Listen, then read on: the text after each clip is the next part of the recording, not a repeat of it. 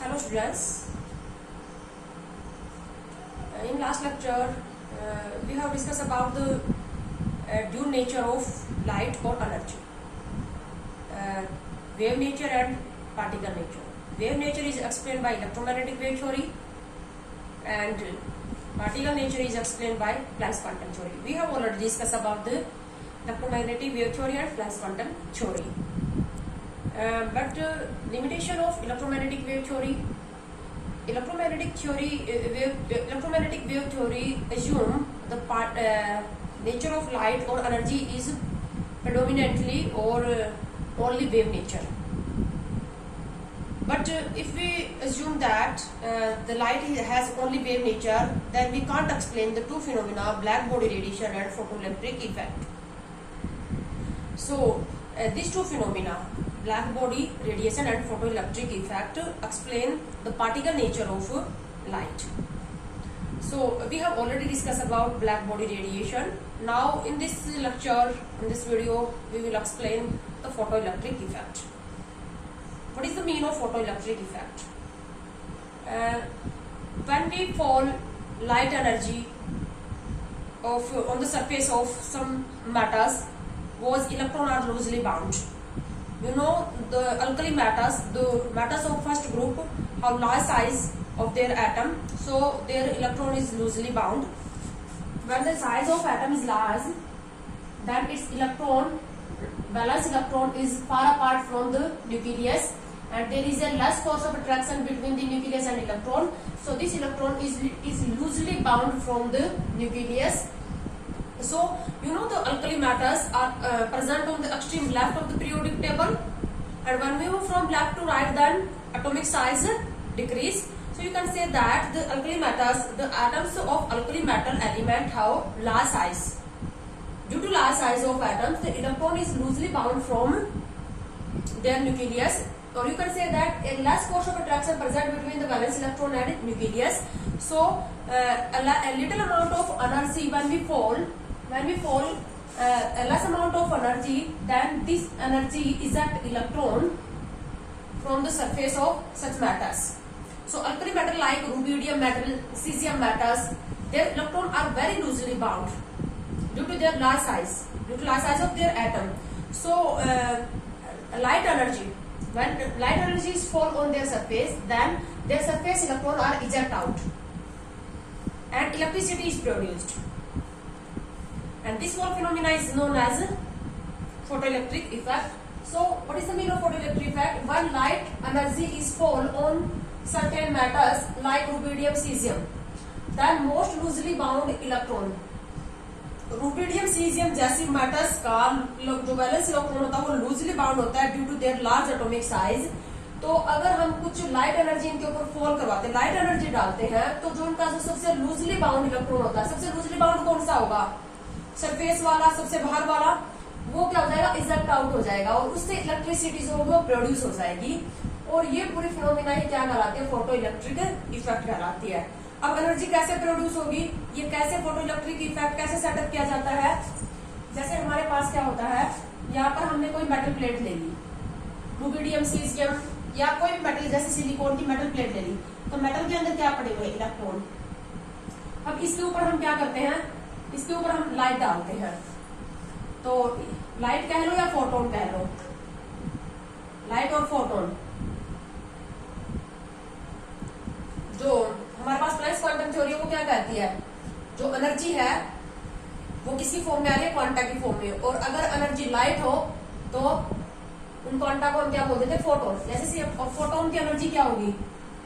Energy of photon एचम्यू, यानी कि हम क्या डाल रहे हैं इसके ऊपर? फोटोन डाल रहे हैं जिनकी एनर्जी क्या? एचम्यू. अब फोटोन डालेंगे या लाइट एनर्जी डालेंगे तो वो क्या करेगी? इन सरफेस इलेक्ट्रॉन को इजेक्ट कर देगी. अब यहाँ पर इसके बिल्कुल अपोजिट पे हम क्या लगा देंगे? एक कलेक्टर प्लेट लगा देंगे. ये कलेक्टर प्लेट है.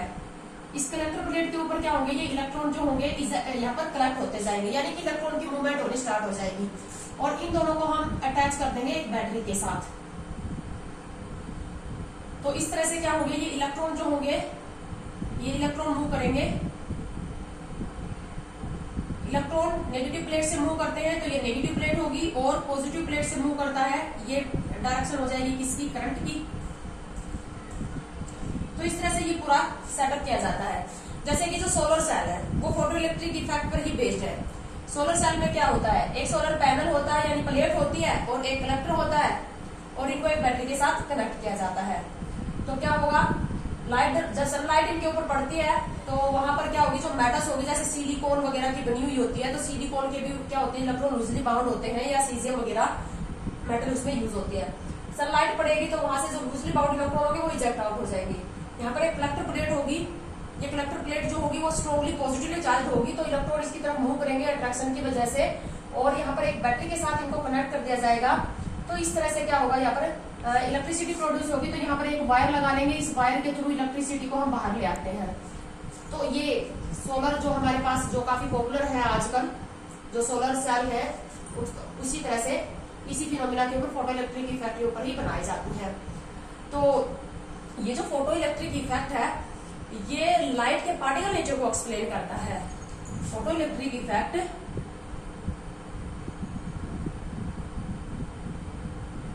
Explain particle nature of light.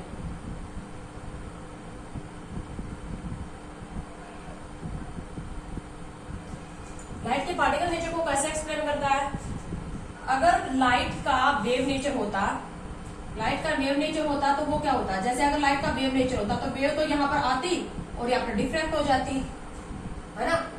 तो कोई पार्टिकल ही क्या कर सकता है, इलेक्ट्रॉन को हटा सकता है, जबकि लाइट यहाँ पर क्या कर रही है, इस इलेक्ट्रॉन को डिस्प्लेस कर रही है, इजेक्ट कर रही है।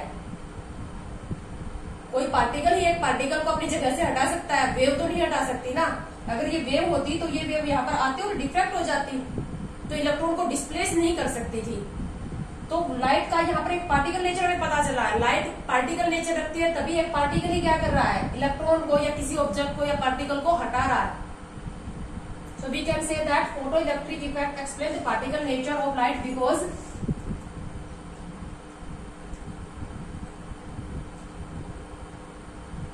light displace electron. Wave can't displace any particle. Only particle can displace the particle.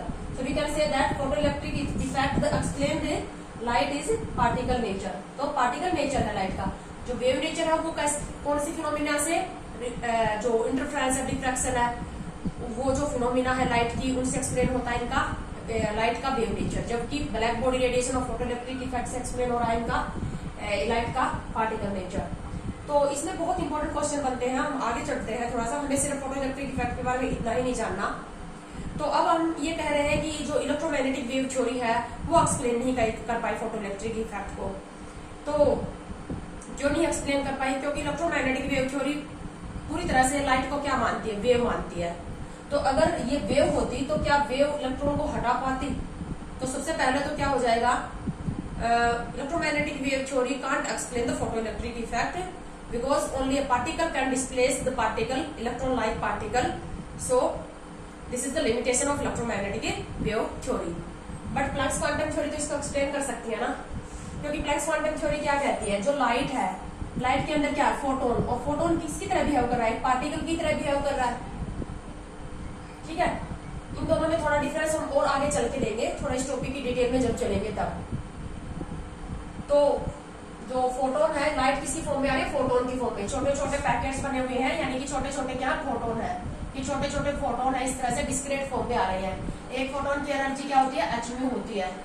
तो इस तरह से ये फोटोन आ रहे हैं, लाइट आ रही है या फोटोन आ रही है, एक ही बात है, वो इसके ऊपर गिरते जा रहे हैं और इस तरह से क्या होगा,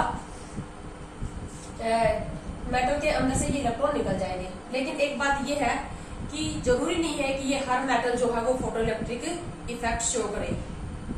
फोटोइलेक्ट्रिक इफेक्ट कौन सी मेटल शो करती हैं, जिनके इलेक्ट्रॉन लूजली बाउंड होते हैं, जिन मेटल्स के इलेक्ट्रॉन लूजली बाउंड होंगे, क्योंकि जिन मेटल्स के इलेक्ट्रॉन लूजली बाउंड होंगे उन्हीं को क्या होगा, जो लाइट एनर्जी आएगी, लाइट एनर्जी या फोटोन की जो एनर्जी होगी वो इसको हटा पाएगी। क्या करना है, यहाँ न्यूक्लियस और इलेक्ट्रॉन के बीच में जो फोर्स ऑफ अट्रैक्शन है, इसी को बाइंड एनर्जी भी बोल देते हैं। बाइंड एनर्जी है, बाइंड जिस एनर्जी ने इलेक्ट्रॉन को न्यूक्लियस के साथ बाइंड कर रखा, उस बाइंड एनर्जी, अगर किसी मेटल की ये बाइंड एनर्जी ज्यादा हुई तो इलेक्ट्रॉन क्या रहेगा, इस न्यूक्लियस से अट्रैक्टेड रहेगा और ये लाइट या फोटोन जो होगा वो इस इलेक्ट्रॉन को डिस्प्लेस नहीं कर पाएगा। जिन मेटल्स का ये इलेक्ट्रॉन न्यूक्लियस से ज्यादा दूर होगा, यानी कि बाइंड एनर्जी कम होगी इलेक्ट्रॉन और न्यूक्लियस के बीच में, वही उन्हीं मेटल का ये इलेक्ट्रॉन जो होगा इस लाइट से आसानी से निकल जाएगा ना। इसीलिए जो सीजियम है, रुबिडियम है और सिलिकॉन जैसे जो एलिमेंट है उनके इलेक्ट्रॉन क्या होते हैं, लूजली हेल्ड होते हैं या उनकी बाइंड एनर्जी कम होती है, इसलिए वो फोटोइलेक्ट्रिक इफेक्ट दिखाते हैं। अब जैसे आयरन जैसी मेटल है हमारे पास, अब आयरन मेटल के ऊपर हम सोलर प्लेट में आयरन का यूज क्यों नहीं करते, क्योंकि आयरन मेटल की बाइंड एनर्जी बहुत ज्यादा हाई है, तो सनलाइट उसके ऊपर पड़ेगी तो लाइट एनर्जी के अंदर, सनलाइट के अंदर जो एनर्जी है, सनलाइट एनर्जी या फोटोन है, उसके अंदर इतनी एनर्जी नहीं है कि वो इस अट्रैक्शन को या इस बाइंड एनर्जी को तोड़ सके। फोटो इलेक्ट्रिक इफेक्ट तो तभी आएगा ना जब ये जो फोटोन की जो एनर्जी होगी, energy of photon is greater than the bind energy, इनके बीच में जो एनर्जी है उसी को क्या बोलते हैं हम, बाइंड एनर्जी। और इसी एनर्जी को एक और नाम दिया गया वर्क फंक्शन, इसी एनर्जी को क्या नाम दिया गया है, वर्क फंक्शन। अभी मैं आपको इसकी डेफिनेशन लिखवाती हूँ, बहुत इंपॉर्टेंट है वर्क फंक्शन। इसको रिप्रेजेंट किया जाता है डब्ल्यू नॉट से। इलेक्ट्रॉन और न्यूक्लियस के बीच में जो फोर्स ऑफ अट्रैक्शन होती है उसको हम क्या बोलते हैं, बाइंड एनर्जी या वर्क फंक्शन बोलते हैं। चलो वर्क फंक्शन की हम डेफिनेशन ले लेते हैं पहले। तो हर मेटल का ये वर्क फंक्शन क्या होता है या बाइंड एनर्जी होती है वो अलग अलग होती है, क्योंकि हर मेटल के एटम का साइज अलग अलग होगा। जितना किसी मेटल के एटम का साइज बड़ा होगा उतना ही उसका इलेक्ट्रॉन और न्यूक्लियस के बीच में अट्रैक्शन कम होगी। अट्रैक्शन कम होगी तो वहां पर बाइंड एनर्जी या वर्क फंक्शन क्या होगा, कम। तो हम ये कह सकते हैं कि जिस मेटल का वर्क फंक्शन कम होगा, जिस मेटल का वर्क फंक्शन कम होगा, वर्क फंक्शन लेस होगा, वो फोटो इलेक्ट्रिक इफेक्ट क्या करेगी, आसानी से शो करेगी। तो सारी मेटल्स, ऐसा नहीं है कि सोलर प्लेट में हर मेटल का यूज किया जाता, वरना तो आयरन का ही यूज कर लेते, है ना। तो अब बाइंड एनर्जी ये वर्क फंक्शन क्या होता है, इसकी हम एग्जैक्ट डेफिनेशन लेंगे। वर्क फंक्शन क्या होता है, it is minimum energy required to remove, it is minimum energy required to remove valence electron और लूजली बाउंड इलेक्ट्रॉन और सरफेस इलेक्ट्रॉन। वो कम से कम एनर्जी जो मेटल्स के सबसे लूजली बाउंड इलेक्ट्रॉन को, सबसे लूजली बाउंड कौन सा होगा, वैलेंस इलेक्ट्रॉन यानी कि सरफेस वाला इलेक्ट्रॉन, तो उसको निकालने के लिए जो कम से कम एनर्जी जो चाहिए उसी को क्या कहते हैं, work function. It is the minimum energy required to remove loosely bound electron. Loosely bound electron की बजाय और क्या लिख सकते हो, वैलेंस इलेक्ट्रॉन और सरफेस इलेक्ट्रॉन। अब जैसे हमारे पास आपने देखा है एटम के बारे में, क्या होता है एटम का स्ट्रक्चर, इस तरह से सेल्स बनी हुई होती हैं, है ना। इन सेल्स के अंदर क्या होते हैं, इलेक्ट्रॉन। तो ये जो वैलेंस सेल है उसी को वैलेंस इलेक्ट्रॉन बोलते हैं। तो ये इलेक्ट्रॉन, ये ही इलेक्ट्रॉन सबसे लूजली बाउंड है ना, ये सबसे जो वैलेंस इलेक्ट्रॉन है इसी का और न्यूक्लियस के बीच में क्या फोर्स ऑफ अट्रैक्शन कम है। तो सबसे बैलेंस इलेक्ट्रॉन को, सरफेस इलेक्ट्रॉन को या लूजली बाउंड इलेक्ट्रॉन को निकालने के लिए, किसी भी मेटल के सबसे लूजली बाउंड इलेक्ट्रॉन को निकालने के लिए जो कम से कम एनर्जी दी जाती है वो क्या कहलाती है, वर्क फंक्शन कहलाती है। इसी को बाइंड एनर्जी भी बोल देते हैं, ठीक है। It is the minimum energy required to remove loosely bound electron. अब वर्क फंक्शन कोई फिक्स वैल्यू नहीं है, वर्क फंक्शन एक किसी पर्टिकुलर मेटल के लिए फिक्स है, लेकिन वर्क फंक्शन अलग अलग मेटल की क्या होगी, अलग अलग होगी। क्या वर्क, इसका मतलब वर्क फंक्शन जिस मेटल का ज्यादा होगा उसके बैलेंस इलेक्ट्रॉन और न्यूक्लियस के बीच में फोर्स ऑफ अट्रैक्शन भी ज्यादा होगी। तो वर्क फंक्शन से हमें क्या पता चल रहा है, the force of attraction between the balance electron and nucleus. So work function is different from different metals. कौन सी मेटल्स का वर्क फंक्शन सबसे ज्यादा होगा, अल्कली मेटल्स। वर्क फंक्शन को हम रिप्रेजेंट करते हैं डब्ल्यू नॉट से, और we can say that W naught is different for different matters।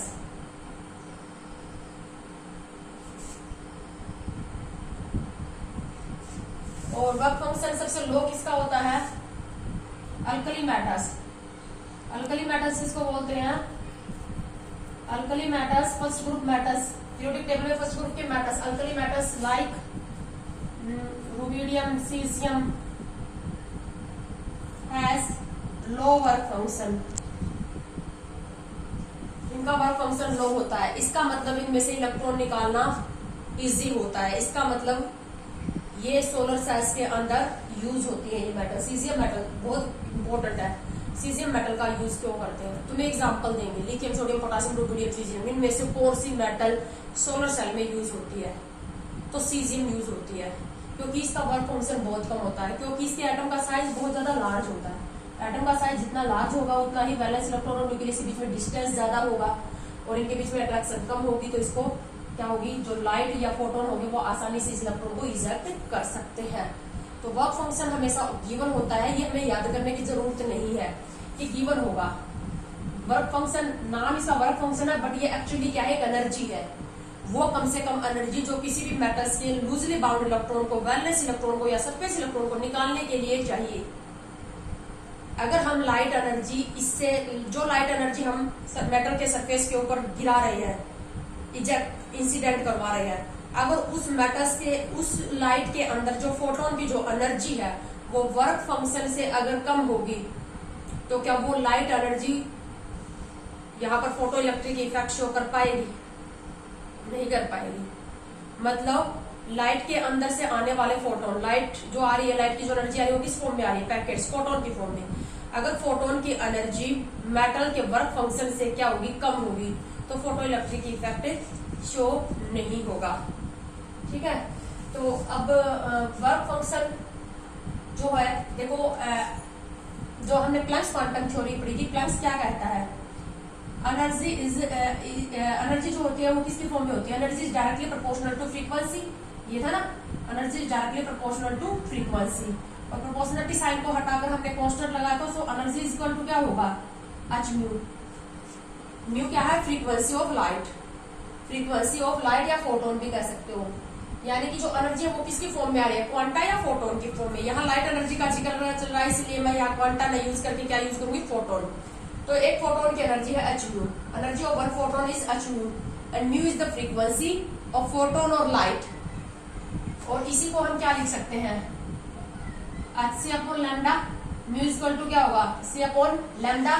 C is the velocity of light as Planck's constant and lambda is the wavelength of photon और wavelength of incident light। जो light हम डाल रहे हैं उस light की wavelength या photon, light या फोटोन में कोई फर्क नहीं है, लाइट फोटोन के रूप में आ रही है, तो वेवलेंथ ऑफ फोटोन और wavelength of incident light, frequency of incident photon और फ्रीक्वेंसी ऑफ इंसिडेंट लाइट और एनर्जी। ठीक है, अब जैसे वर्क फंक्शन है, तो वर्क फंक्शन भी एनर्जी ही है, तो वर्क फंक्शन को मैं क्या लिख सकती हूँ, ये जो ई है इसको हम क्या कह सकते हैं, energy, energy of incident light. जो लाइट हम डाल रहे हैं मेटल सरफेस के ऊपर फोटो इलेक्ट्रिक इफेक्ट करवाने के लिए, वो उस लाइट की जो एनर्जी है, एनर्जी ऑफ इंसिडेंट लाइट और incident photon, energy of incident photon. इसी तरह से म्यू क्या हो जाएगा, mu frequency, frequency of incident photon या इंसिडेंट लाइट। लैम्डा क्या हो जाएगा, wavelength, wavelength of incident light और इंसिडेंट फोटोन। ये हमारे पास कोई मेटल है, ये इसका लूजली बाउंड इलेक्ट्रोड है, इसके ऊपर हम ये लाइट डाल रहे हैं, तो ये जो लाइट डाल रहे हैं हम, इस लाइट की जो लाइट या फोटोन भी कह सकते हो इसी को तुम, इसकी जो एनर्जी है वो है ये, किसकी फॉर्म में है, एच म्यू। तो इंसिडेंट लाइट की एनर्जी या फोटोन की एनर्जी है ई, म्यू है इंसिडेंट लाइट की फ्रीक्वेंसी या इंसिडेंट फोटोन की फ्रीक्वेंसी, और इसी को क्या लिख सकते हो, एच इंटू सी अपॉन लैम्डा। ठीक है, तो इंसिडेंट लाइट या फोटोन की एनर्जी, इंसिडेंट लाइट या फोटोन की फ्रीक्वेंसी, और लैम्डा क्या है, जो इंसिडेंट लाइट या फोटोन आ रहा है उसकी वेवलेंथ। अब वर्क फंक्शन, तो वर्क फंक्शन को हम लिखेंगे W naught is equal to H mu naught. Work function को मैंने क्या लिखा, वर्क फंक्शन डब्ल्यू नॉट से रिप्रेजेंट करते हैं, हालांकि एनर्जी है लेकिन वर्क वर्क बोला है इसलिए इसको डब्ल्यू से W not H mu naught. अब एच तो प्लस कांस्टेंट है, दोनों के अंदर क्या रहेगा, सेम रहेगा। ये म्यू नॉट क्या है, ये म्यू नॉट है थ्रेशोल्ड फ्रीक्वेंसी, थ्रेशोल्ड फ्रीक्वेंसी। बहुत इंपॉर्टेंट टॉपिक कर रहे हैं हम, ये बहुत इंपॉर्टेंट, इसमें सब कंफर्म क्वेश्चन बनता है। थ्रेशोल्ड फ्रीक्वेंसी, अब देखो दो तरह की फ्रीक्वेंसी है हमारे पास, एक थ्रेशोल्ड फ्रीक्वेंसी और एक इंसिडेंट लाइट या फोटोन की फ्रीक्वेंसी। नॉर्मल म्यू जो है वो किसको रिप्रेजेंट कर रहा है, जो लाइट डाल रहे हैं या जो फोटोन डाल रहे हैं उसकी फ्रीक्वेंसी, और म्यू नॉट जो है वो थ्रेशोल्ड फ्रीक्वेंसी। ये थ्रेशोल्ड फ्रीक्वेंसी क्या है, इसको कैसे डिफाइन करोगे, इट इज द क्या है जो हम फोटो इलेक्ट्रिक इफेक्ट शो करवाना चाहते हैं। तो जो लाइट आ रही है फोटो इलेक्ट्रिक इफेक्ट शो करवाने के लिए, फोटो इलेक्ट्रिक इफेक्ट क्या है, इस इलेक्ट्रॉन को निकालना है यहाँ से। तो वो जो लाइट आ रही है उसके पास क्या होनी चाहिए, एक मिनिमम जो इंसिडेंट लाइट आ रही है उस लाइट की मिनिमम फ्रीक्वेंसी, कम से कम फ्रीक्वेंसी इतनी होनी चाहिए कि वो फोटो इलेक्ट्रिक इफेक्ट शो कर सके। ये वो कम से कम फ्रीक्वेंसी है इंसिडेंट लाइट की या इंसिडेंट फोटोन की, जो फोटो इलेक्ट्रिक इफेक्ट दिखाने के लिए चाहिए ही चाहिए। एनर्जी डायरेक्टली प्रोपोर्शनल है फ्रीक्वेंसी के। अगर एनर्जी फ्रीक्वेंसी कम हुई, थ्रेशोल्ड फ्रीक्वेंसी से फ्रीक्वेंसी कम हुई, इसका मतलब एनर्जी भी कम होगी। ये एनर्जी कम हो जाएगी वर्क फंक्शन से, तो फोटो इलेक्ट्रिक इफेक्ट नहीं होगा। तो थ्रेशोल्ड फ्रीक्वेंसी क्या है, it is the minimum frequency of incident photon और light which must be required to show photoelectric effect.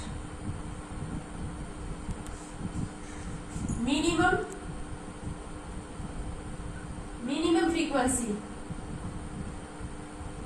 of light or photon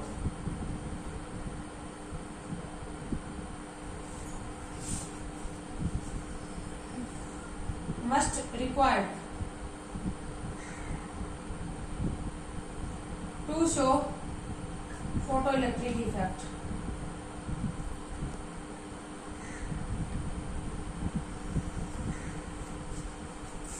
यहां हम लाइट डाल रहे हैं, इस लाइट की जो एनर्जी है वो है एच म्यू, ठीक है। और हमारे पास जो वर्क फंक्शन है वो है एच म्यू नॉट, मतलब निकालने के लिए एनर्जी चाहिए इतनी एच म्यू नॉट के बराबर, और लाइट से आ रही है एनर्जी एच म्यू के बराबर, ठीक है। तो एच तो दोनों के अंदर क्या है, सेम है ना, तो हम इसको ऐसे लिख सकते हैं, दोनों में सिर्फ फ्रीक्वेंसी का ही तो फर्क है, ई माइनस डब्ल्यू नॉट, ये क्या है h mu minus H mu naught, H constant ले ले, mu minus mu naught. Suppose करो ये चाहिए, ये है 10, मतलब कम से कम 10 फ्रीक्वेंसी तो चाहिए, 10 हर्ट्ज या 10 सेकंड इनवर्स फ्रीक्वेंसी, 10 की पावर 10 ले लेते, बहुत ज्यादा होती है ये, 10 की पावर 10 हर्ट्ज फ्रीक्वेंसी वाली लाइट चाहिए किसी भी मेटल के अंदर फोटो इलेक्ट्रिक इफेक्ट दिखाने के लिए। और हमने जो लाइट डाली उसकी फ्रीक्वेंसी है 10 की पावर 5, ई को मैं लिख सकती हूँ एच म्यू, तो ये h इंटू 10 की पावर 5 हो गया। डब्ल्यू नोट को मैं लिख सकती हूँ h इंटू 10 की पावर 10। कौन ज्यादा है, वर्क फंक्शन ज्यादा है क्या, वर्क फंक्शन ज्यादा हो गया। तो वर्क फंक्शन ज्यादा हो गया यानी कि मेटल्स में के अंदर से इलेक्ट्रॉन निकालने के लिए जो एनर्जी चाहिए वो h इंटू 10 की पावर 10 ज्यादा है, जबकि जो लाइट आ रही है उसकी अंदर एनर्जी क्या है, h इंटू 10 की power 5। Frequency is directly proportional to energy. हर मेटल के अंदर से इलेक्ट्रॉन निकालने के लिए जो हम लाइट डाल रहे हैं उसके फोटोन या उस लाइट की जो फ्रीक्वेंसी है वो कम से कम इतनी होनी चाहिए कि फोटो इलेक्ट्रिक इफेक्ट दिखा सके, इस इलेक्ट्रॉन को निकाल सके। अगर इनकमिंग फोटोन या लाइट की एनर्जी जो है या फ्रीक्वेंसी जो है इनकमिंग फोटोन की या लाइट की फ्रीक्वेंसी कम होगी तो एनर्जी भी कम होगी। किससे, वर्क फंक्शन से, जो इनकी अट्रैक्शन को तोड़ने के लिए चाहिए। फोटो इलेक्ट्रिक इफेक्ट दिखाने के लिए जो एनर्जी चाहिए अगर उससे कम हुई, फ्रीक्वेंसी कम होगी, अगर ये फ्रीक्वेंसी इस थ्रेशोल्ड फ्रीक्वेंसी से कम हुई तो फोटो इलेक्ट्रिक इफेक्ट शो नहीं होगा। मतलब हर मेटल की क्या होती है, एक थ्रेशोल्ड फ्रीक्वेंसी होती है, ये भी मेटल टू मेटल वेरी करेगी। हर मेटल की क्या होगी, अलग अलग थ्रेशोल्ड फ्रीक्वेंसी होगी, एनर्जी अलग अलग होगी तो थ्रेशोल्ड फ्रीक्वेंसी भी क्या होगी, अलग अलग होगी।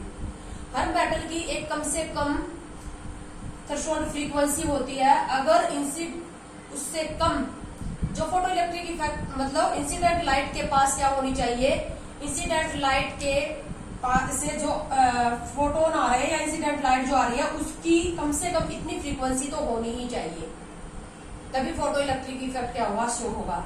Threshold frequency is the minimum frequency of light or photon must required to show photoelectric effect. ये हर मेटल की अलग अलग वैल्यू है। जैसे मैंने बोला किसी मेटल के लिए इसकी वैल्यू क्या है, किसी मेटल के लिए थ्रेशोल्ड फ्रीक्वेंसी की वैल्यू 10 की पावर 10 और हमने जो इंसिडेंट लाइट डाली उसकी फ्रीक्वेंसी है 10 की पावर 5, तो वर्क फंक्शन जो होगा वो 10 की पावर 10h हो जाएगा और जो लाइट हम डाल रहे हैं उसकी एनर्जी कितनी हो जाएगी, 10 की पावर 5 इंटू h। जो लाइट डाल रहे हैं वो कम हो गई और जो लाइट की एनर्जी कम है और जो लाइट एनर्जी चाहिए वो ज्यादा है, यानी कि एनर्जी जो इंसिडेंट लाइट या फोटोन की एनर्जी कम है और ये कौन सी एनर्जी है जो चाहिए हमें, या ये कह सकते हो कि वर्क फंक्शन जो है वो इलेक्ट्रॉन और न्यूक्लियस के बीच की बाइंड एनर्जी है, फोर्स ऑफ अट्रैक्शन है, ये इतनी चाहिए थी। तो क्या वर्क फंक्शन, क्या यहाँ पर फोटो इलेक्ट्रिक इफेक्ट इजेक्ट होगा? तो थ्रेशोल्ड फ्रीक्वेंसी क्या होती है, हर मेटल की ये एक अलग अलग वैल्यू होगी क्योंकि ये तो कांस्टेंट है। जब ये वर्क फंक्शन डिफरेंट होता है तो थ्रेशोल्ड फ्रीक्वेंसी भी क्या होती है, अलग अलग होती है। जिस मेटल का वर्क फंक्शन ज्यादा होगा उसकी थ्रेशोल्ड फ्रीक्वेंसी भी क्या होगी, ज्यादा होगी। अगर हम इंसिडेंट लाइट जो डाल रहे हैं उसके अंदर उसकी फ्रीक्वेंसी अगर थ्रेशोल्ड फ्रीक्वेंसी से कम हुई तो फोटो इलेक्ट्रिक इफेक्ट शो नहीं होगा, क्योंकि फ्रीक्वेंसी डायरेक्टली प्रोपोर्शनल एनर्जी की। अगर इंसिडेंट लाइट या फोटोन की फ्रीक्वेंसी मेटल की थ्रेशोल्ड फ्रीक्वेंसी से कम हुई तो उसकी एनर्जी भी कम होगी, इंसिडेंट फोटोन की एनर्जी भी वर्क फंक्शन से कम होगी और ये फोटो इलेक्ट्रिक इफेक्ट यहाँ पर शो नहीं होगा। तो थ्रेशोल्ड फ्रीक्वेंसी, इसी में हम आगे इसको लिख सकते हैं, थ्रेशोल्ड वेवलेंथ भी लिख सकते हैं। वर्क फंक्शन को हमेशा किससे लिखते हैं, W naught equal to h mu naught. इसी को मैं आगे लिख सकती हूँ h c upon lambda naught. c तो कांस्टेंट है, म्यू को क्या लिख सकते हैं हम, फ्रीक्वेंसी क्या होती है, c वेलोसिटी अपॉन वेवलेंथ, तो ये क्या होगी, थ्रेशोल्ड वेवलेंथ। लैम्डा नॉट क्या होगी, threshold wavelength.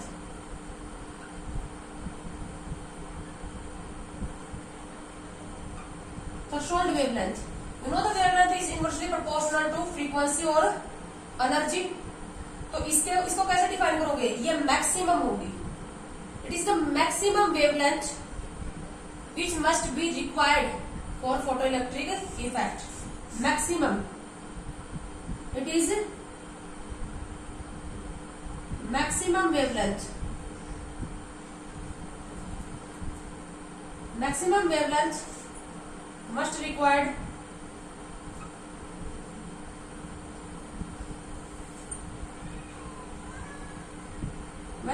to show photoelectric effect.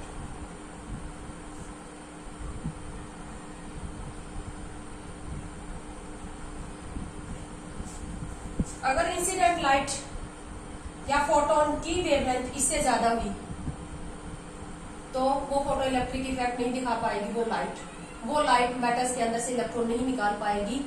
Metal के सरफेस से इलेक्ट्रॉन निकालना, उसी से इलेक्ट्रिसिटी बनाना ही क्या कहलाता, फोटो इलेक्ट्रिक इफेक्ट। वेवलेंथ अगर इससे कम हुई, क्योंकि वेवलेंथ कम होगी तो क्या हो जाएगी, अगर ये मैक्सिमम होगी, अगर वेवलेंथ कम हो जाएगी तो एनर्जी क्या हो जाएगी, बढ़ जाएगी। इससे कम वेवलेंथ होगी तो क्या हो जाएगी, मैक्सिमम, सबसे ज्यादा होगी ये। अगर तुम इससे क्या होगी, ज्यादा वैल्यू होनी चाहिए, क्योंकि वेवलेंथ ज्यादा होती है तभी क्या होती है, एनर्जी क्या होती है, कम होती है। तो फोटो इलेक्ट्रिक इफेक्ट दिखाने के लिए ये हमारे पास है। अब हमारे पास दो एनर्जी है, एक वर्क फंक्शन है और एक इंसिडेंट लाइट या फोटोन की एनर्जी है। एक नॉर्मल फ्रीक्वेंसी है, इंसिडेंट लाइट या फोटोन की फ्रीक्वेंसी, इंसिडेंट ये मैंने लिखा है ई, म्यू और लैम्डा। एक मैं लिख रही हूँ W not, mu naught, lambda naught. ये है जो कंपल्सन है। कंपल्सन है कम से कम एनर्जी, कम से कम फ्रीक्वेंसी, ज्यादा से ज्यादा क्या होगी वेवलेंथ। वेवलेंथ को अगर तुम इस मैक्सिमम इससे भी ज्यादा अगर बढ़ाओगे तो एनर्जी क्या हो जाएगी, कम हो जाएगी। इससे ज्यादा अगर वेवलेंथ वाली लाइट को तुम डालोगे, इससे ज्यादा वेवलेंथ वाली लाइट को अगर डालोगे तो उस लाइट की एनर्जी या फ्रीक्वेंसी होगी कम, तो वो फोटो इलेक्ट्रिक इफेक्ट नहीं दिखा पाएगी। सबसे ज्यादा वेवलेंथ इतनी ही होनी चाहिए इंसिडेंट लाइट या फोटोन के पास, ठीक है। इससे कम हो सकती है लेकिन इससे ज्यादा नहीं, क्योंकि इससे और ज्यादा लोगे तो क्या हो जाएगा, फ्रीक्वेंसी कम, एनर्जी कम, और वो एनर्जी किससे कम हो जाएगी, वर्क फंक्शन से कम, तो फोटो इलेक्ट्रिक इफेक्ट नहीं दिखा पाएगा, ठीक है। तो ये हमारे पास कुछ इंपॉर्टेंट डेफिनेशन थी, work function, threshold frequency, threshold wavelength. इसके भी आपके ऊपर क्वेश्चन कैसे बनते हैं वो अभी हम करेंगे, एग्जाम्पल कर लेते हैं। जो नेक्स्ट टर्म और रहेगी related to photoelectric effect और इसके जो न्यूमेरिकल्स की प्रैक्टिस है वो हम नेक्स्ट वीडियो में लेंगे बेटा।